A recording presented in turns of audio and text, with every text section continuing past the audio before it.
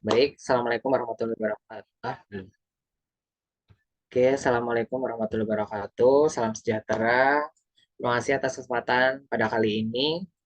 Nah, di sini kita akan mereview jurnal setelah mempresentasikan dengan judul yaitu penyelesaian perselisihan PHK di masa pandemi COVID 2019 di luar pengadilan hubungan industrial. Nah, di sini guna memenuhi syarat ujian akhir semester mata kuliah manajemen hubungan industrial.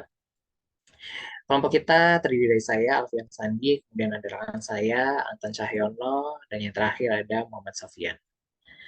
Kemudian lanjut berikutnya. Nah, dalam kesempatan kali ini ada beberapa poin yang akan kita paparkan atau presentasikan. Yang pertama, mulai nanti saya akan menjelaskan mengenai latar belakang. Kemudian ada tujuan penelitian dan rumusan masalah. Nanti ada juga metode penelitian, kemudian dilanjut pembahasan, dan yang terakhir nanti ada kesimpulan. Next.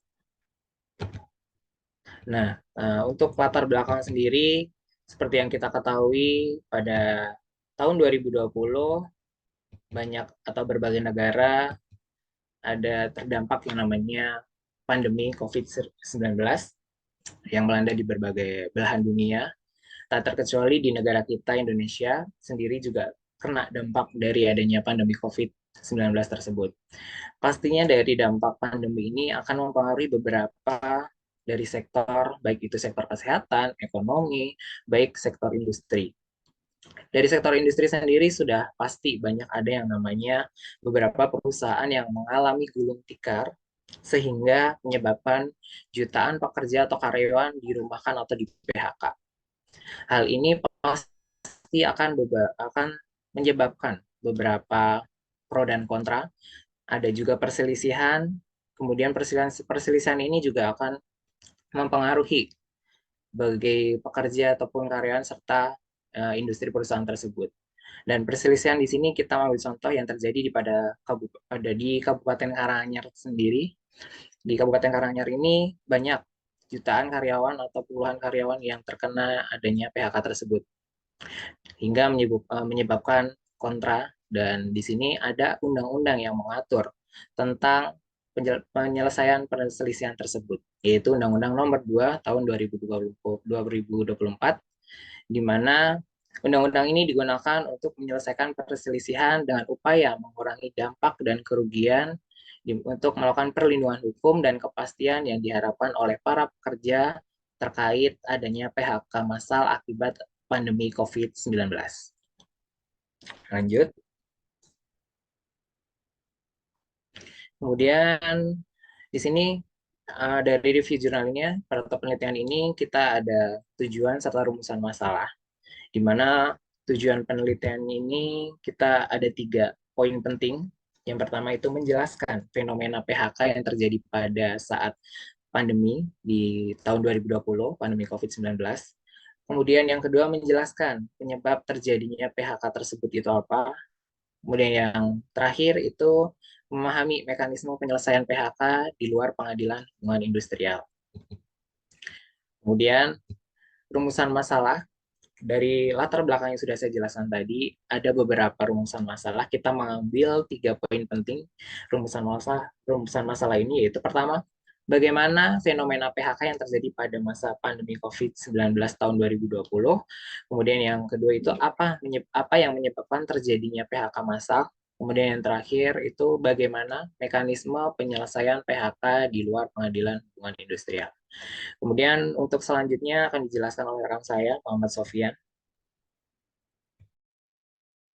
Oke, baik.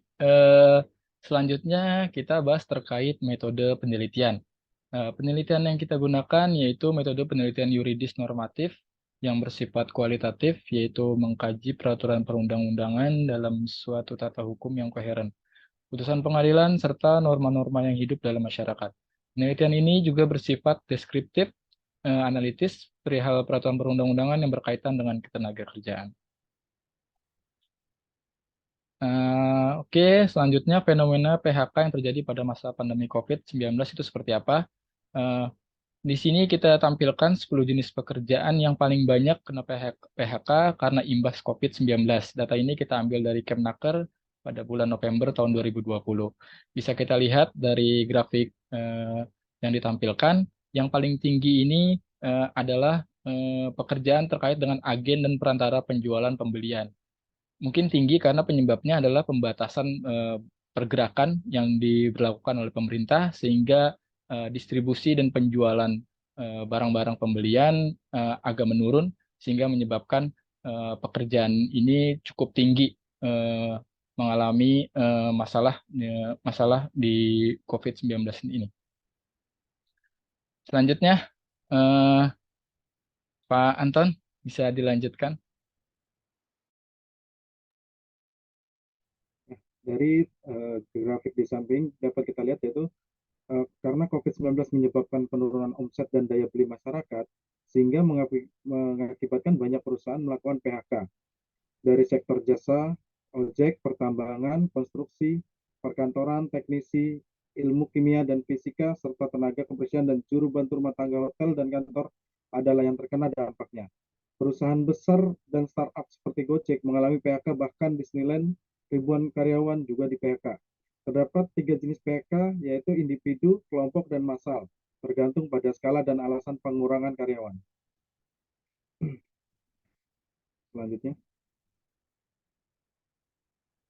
perusahaan dapat melakukan PHK karena alasan VNC untuk menjaga kelangsungan operasionalnya. Namun, alasan ini seringkali ditolak oleh pekerja karena tidak diatur secara spesifik dalam Undang-Undang Ketenagakerjaan. PHK selama pandemi COVID-19 harus memperhatikan kewajiban pekerja yang telah dipatuhi. Beberapa alasan yang tidak membenarkan PHK adalah saat pekerja sakit, memiliki ikatan perkawinan, atau pertalian darah dengan pekerja lain di perusahaan. Namun jika perusahaan menghadapi kesulitan ekonomi yang tidak terduga, PHK dapat dilakukan dengan alasan keadaan memaksa. Perusahaan tetap memiliki kewajiban memberikan hak-hak yang seharusnya kepada pekerja, seperti memberikan pesangon sesuai peraturan perundang-undangan.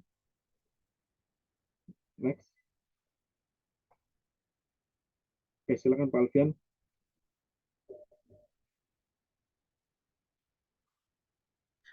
Baik, terima kasih. Nah, di sini saya akan melanjutkan, yaitu mengenai mekanisme penyelesaian perselisihan PHK di luar pengadilan hubungan industrial.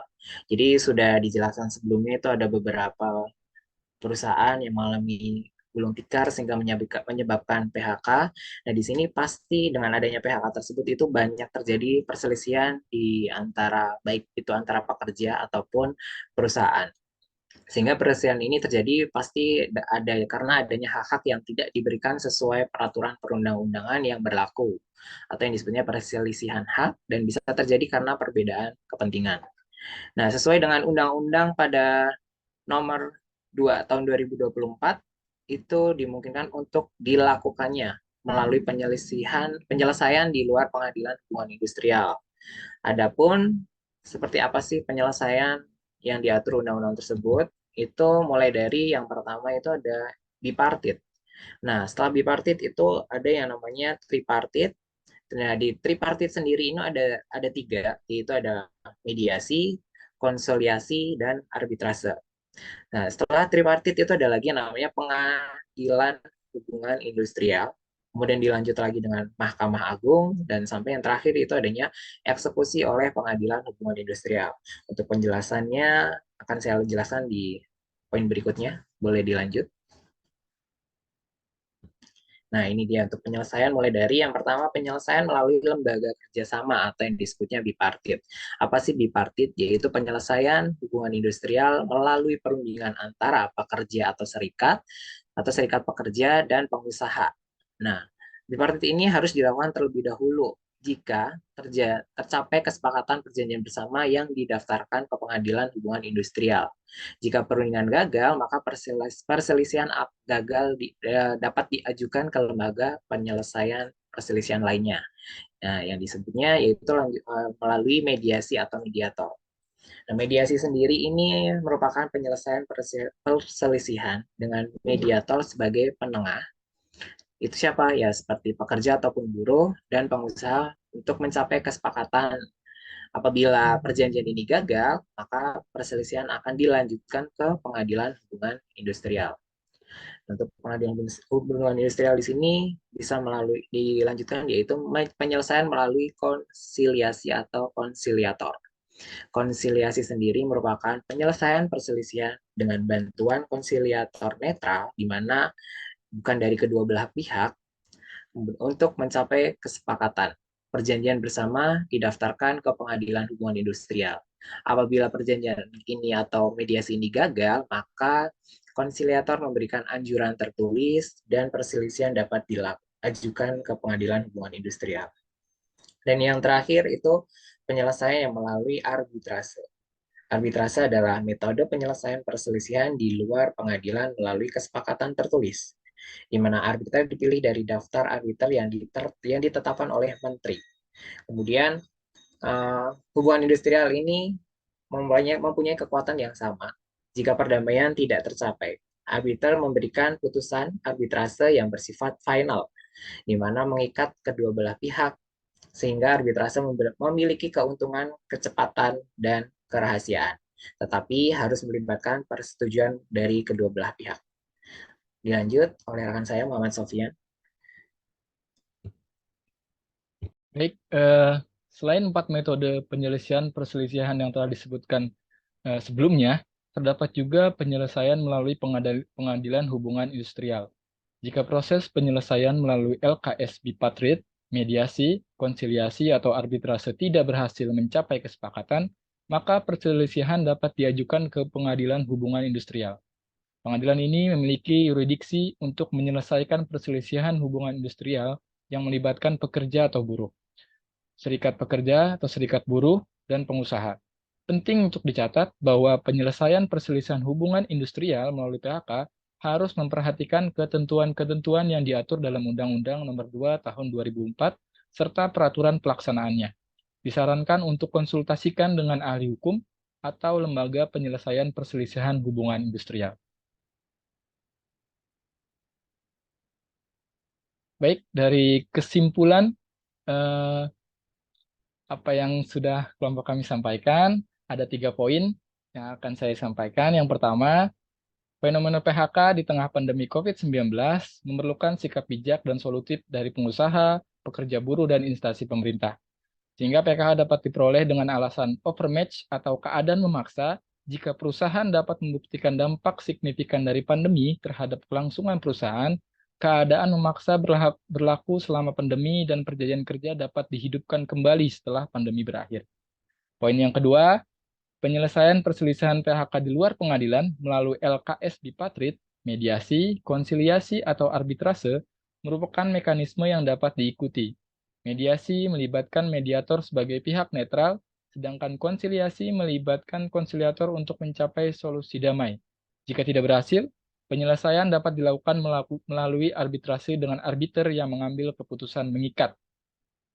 Yang terakhir, penyelesaian melalui mediasi, konsiliasi, atau arbitrase memiliki keuntungan seperti kecepatan dan kerahasiaan, namun partisipasi dalam arbitrase bersifat sukarela. Penting bagi pengusaha, pekerja atau buruh, dan pemerintah untuk berkomunikasi dengan baik, menuju keadilan dan mencari solusi terbaik untuk semua pihak. Berikut selanjutnya, slide terakhir terkait tanggapan oleh Pak Anton, bisa disampaikan. Ya, untuk penutupan terakhir yaitu tanggapan dari kelompok kita mengenai masalah fenomena PHK selama pandemi COVID-19 dan dampaknya terhadap sektor ekonomi. Yang pertama yaitu perlu ada langkah-langkah konkret untuk melindungi pekerja terdampak PHK, terutama di sektor informal dan industri. Ini dapat mencakup penyediaan bantuan sosial, pelatihan keterampilan, dan program pengentasan kemiskinan agar mereka dapat beradaptasi dengan perubahan ekonomi yang disebabkan oleh pandemi. Selanjutnya yaitu pemerintah harus mengambil langkah-langkah untuk mendorong pemulihan sektor ekonomi, seperti memberikan insentif kepada perusahaan-perusahaan untuk mempertahankan pekerja, mendorong investasi dalam sektor-sektor yang berpotensi pertumbuhan, dan mengimplementasikan kebijakan fiskal yang mendukung pemulihan ekonomi secara keseluruhan. Diperlukan koordinasi yang baik antara pemerintah, perusahaan, dan masyarakat untuk mengatasi dampak PHK. Ini melibatkan pembentukan kemitraan dan dialog yang konstruktif antara semua pihak terkait guna mencari solusi bersama, termasuk dalam hal menciptakan peluang kerja baru, memfasilitasi pelatihan dan pengembangan keterampilan, serta mengalahkan program pengentasan kemiskinan. Dalam jangka panjang, penting untuk meningkatkan ketahanan ekonomi dan kerentanan terhadap krisis serupa di masa depan. Ini melibatkan diversifikasi sektor ekonomi, peningkatan akses terhadap pendidikan dan keterampilan, serta mempromosikan inovasi serta teknologi yang dapat meningkatkan produktivitas dan daya saing. Yang terakhir yaitu selain itu, dalam menyikapi PHK, penting juga untuk memperhatikan aspek sosial dan kesejahteraan pekerja yang berdampak. Program dukungan psikologis dan kesehatan mental serta jaminan perlindungan sosial dapat diperkuat agar pekerja dapat pulih dan memulihkan diri dengan baik setelah mengalami PHK.